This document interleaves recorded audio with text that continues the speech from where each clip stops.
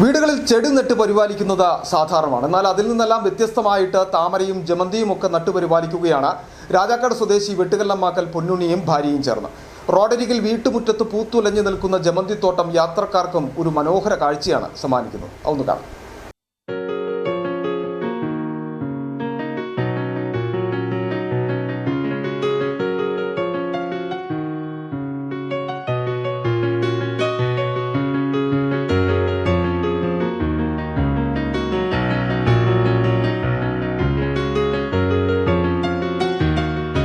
തിരക്കിട്ട ജീവിതത്തിന്റെ ഓട്ടത്തിനിടയിലും പൊന്നുണ്ണിയും ഭാര്യയും പൂക്കളും ചെടികളും പരിപാലിക്കാൻ സമയം കണ്ടെത്തും.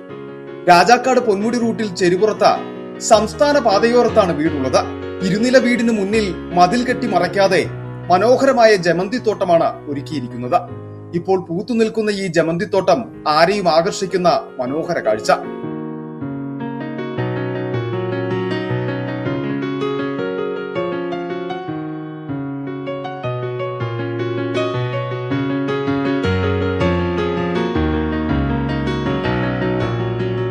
നഴ്സറിയിൽ നിന്നും വിലയ്ക്ക് വാങ്ങിയ ഹൈബ്രിഡ് തൈകളാണ് നട്ടുപരിപാലിച്ചത്. ചെടികളുടെ പരിപാലനം ഏറെ മാനസിക സന്തോഷം പകർന്നു നൽകുന്നുണ്ടെന്നാണ് ഇദ്ദേഹം പറയുന്നത്. പൂക്കളോടുള്ള അമിതമായ സ്നേഹം കൊണ്ടാണ് എല്ലാ വർഷവും ഞങ്ങൾ ഇതേമാതിരി 2-3 പ്രാവശ്യമായിട്ട് പൂ നട്ട് പരിപാലിക്കുന്നത്.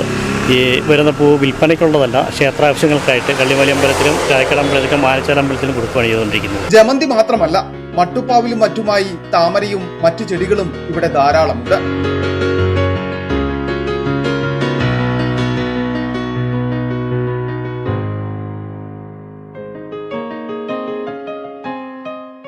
വിരിയുന്ന പൂക്കൾ പുറത്തു വിൽക്കാറില്ല.